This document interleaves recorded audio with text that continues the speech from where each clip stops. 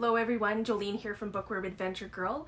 Welcome to another Tag Tuesday. It's a beautiful day today, and I am going to try and tackle the Stephen King book tag. This tag was created by Jake at the Bookish Drummer, and if you are a Stephen King fan, or if you want to be a Stephen King fan, then hopefully you already know about Jake's channel. If not, be sure to check it out because it is all about Stephen King. I was tagged by the awesome AJ from AJ Dunn Reads and Writes to do this tag. So AJ has a great channel. They've been doing some really good book reviews. They've been very interesting, and AJ has a Stephen King project going on as well. So definitely check that out. And I will leave links to both Jake and AJ's channel below. So be sure to, if you haven't already subscribed, be sure to go and subscribe. I really enjoy Stephen King books, although I haven't read a lot of his books, or most of his books. He has so many. But when I get the chance, I do like to check them out. And I've also visited Bangor, Maine a few times, and I have gone on the Stephen King tour twice, which is just great fun. If you ever get the chance to go, I highly recommend it.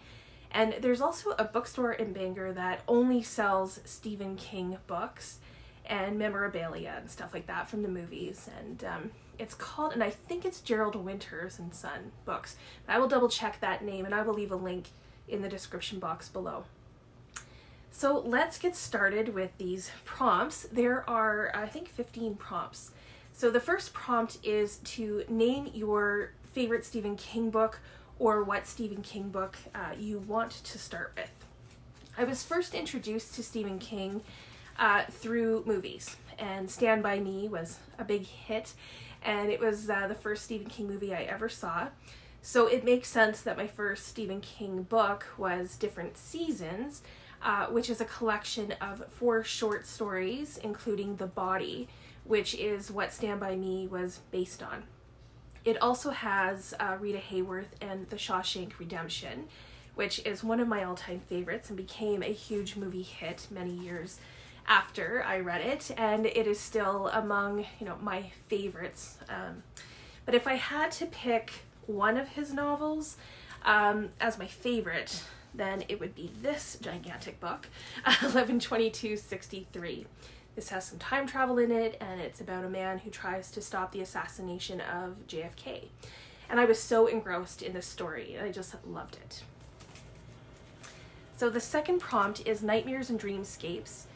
Name a book that gave you nightmares, kept you up late at night. I've mentioned this book a few times now on my channel, so some of you may not be surprised by this. So the only book that has had that kind of effect on me was The Stranger Beside Me by Anne Rule. And this is about the serial killer Ted Bundy, who Anne Rule knew because they had worked together on a suicide prevention line. And when I read this book, I was in my early 20s.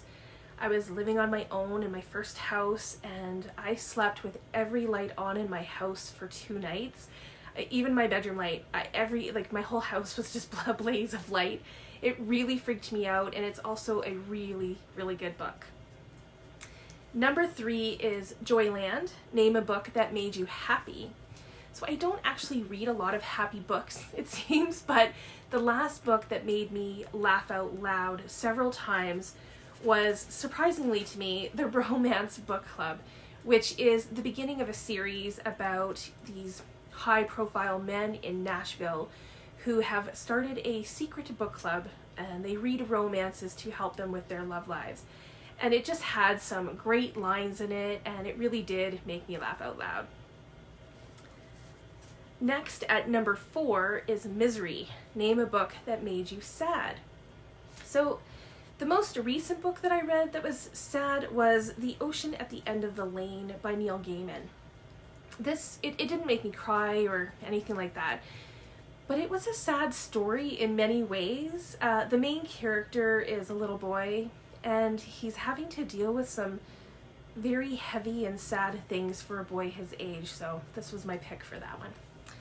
Number 5 is Cujo. Name your favorite animal companion, and I just realized I didn't grab the book, but obviously I have to say my pups, Pandy and Jax, are my favorite animal companions because they're right here and they can hear me. But if I had to pick from literature, it would be Enzo, The Art of Racing in the Rain by Garth Stein. That is one of my all-time favorites, and the story is told from Enzo's point of view, which I think that's brilliant. And he's just a good pup, and it's a great story. Number 6 is Dr. Sleep. Name a book that bored you to death or made you fall asleep.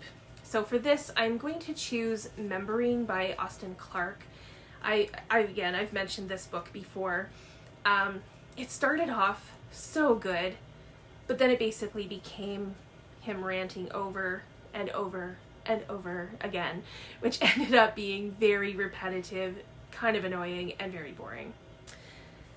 Number 7, The Eyes of the Dragon. Name your favorite book or series with dragons in it.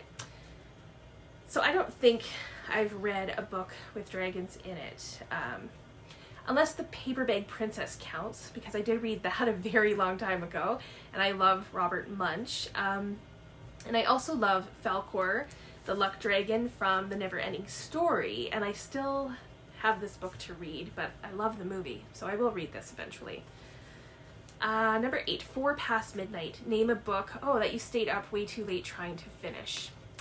This is a hard one because I tend to sleep when I'm supposed to. I'm really good at sleeping, so I can't really think of one, and I feel bad, but I have racked my brain, and I just can't think of a book that fits this prompt.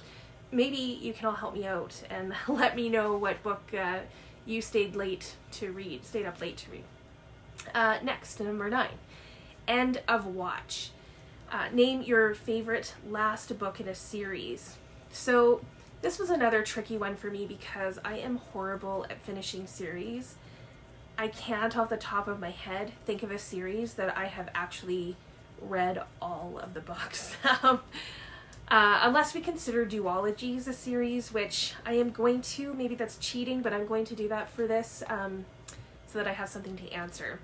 And I will say that I really enjoyed The Testaments, which is the sequel to The Handmaid's Tale by Margaret Atwood.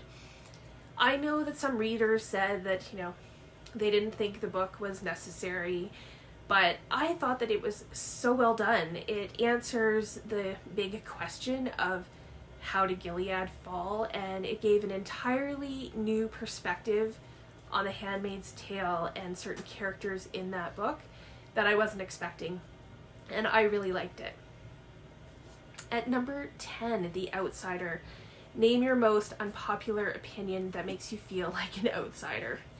Okay, so right now, that would be The House in the Cerulean Sea. I know, so many people love this.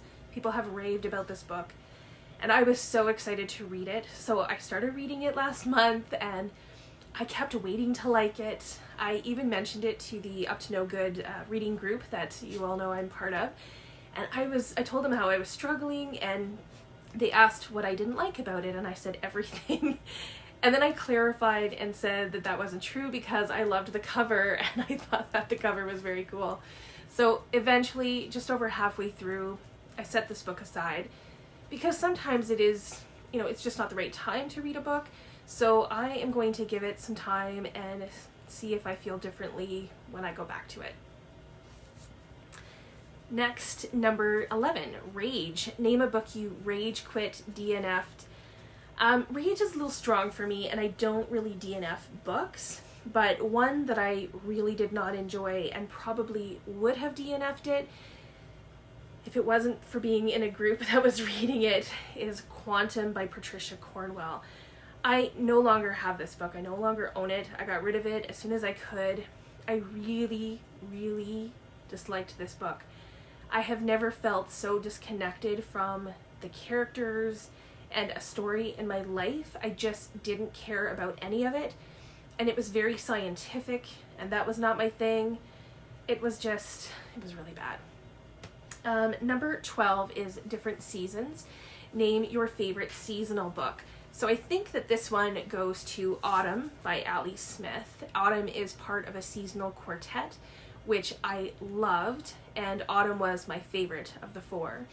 I loved the characters, I loved the story, I loved the feeling the book gave me, and Autumn is my favorite season, so maybe that played a part in it too. I have no idea. Very different than Quantum, I tell you that. Number 13 is Finders Keepers. Name your most prized, rare, expensive book you own. So for this one, I am going to show you a group of books. These are my antique books. Some of them are from the 1800s.